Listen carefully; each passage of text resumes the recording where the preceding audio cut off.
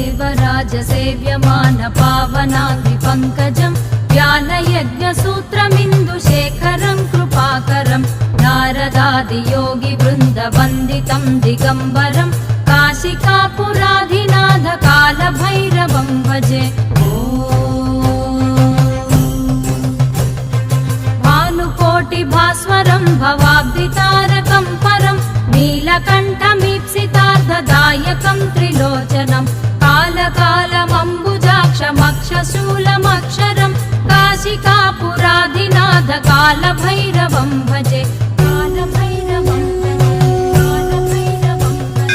शूलटङ्कपाशदण्डपाणिमादिकारणं श्यामकायमादिदेवमक्षरं निरामयं भीमविक्रमं प्रभुं विचित्रताण्डवप्रियं काशिकापुराधिनाथ कालभैरवं भजे।